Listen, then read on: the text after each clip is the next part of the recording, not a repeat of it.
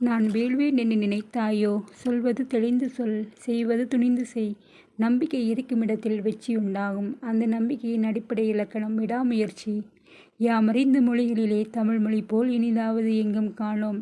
அச்சமில்லை அச்சமில்லை அச்சமென்பதில்லையே. உச்சி மீது வானிடிந்து வீழுகின்ற போதிலும் அச்சமில்லை அச்சமில்லை அச்சமென்பதில்லையே. தனி ஒரு மனிதனுக்கு உணவில்லையெனில் இந்த ஜெகத்தினை அழித்திடுவோம்.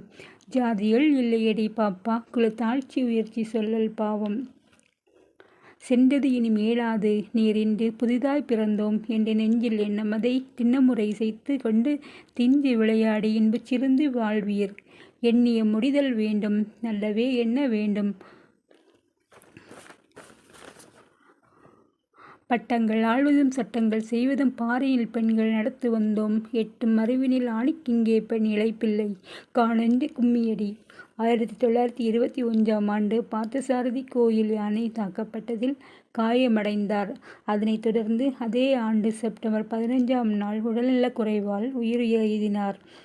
பாரதியார் வாழ்ந்த வீடும் தற்பொழுது தமிழ்நாடு அரசு பாரதியார் நினைவு சின்னங்களாக பாதுகாத்து வருகிறது. விடுதலைப் போராட்டத்தில் தனது எழுத்தின் மூலம் பங்காற்றியவர் பாரதியார். தமிழ், ஆங்கிலம், இந்தி, சமஸ்கிருதம், வங்காள மொழி ஆகியவற்றை கற்றிருந்தவர் பாரதியார். சிறுவயதிலேயே கவிபாடும் திறன் பெற்றிருந்த இவருக்கு எட்டயபுர மன்னர் பாரதி என்ற பட்டத்தை வழங்கினார். மகாகவி சுப்பிரமணிய பாரதியார் தமிழ்நாட்டின் முண்டாசு கவிஞராகவும் சுதந்திர போராட்ட வீரராகவும் மற்றும் சமூக சீர்திருத்தவாதியாகவும் திகழ்ந்தார். எளிய தமிழில் தேசப்பற்றை வளர்த்த இவர் பெண் விடுதலை, சமத்துவம் மற்றும் தமிழ் மொழியின் பெருமை ஆகியவற்றை உலகறிய செய்தார்.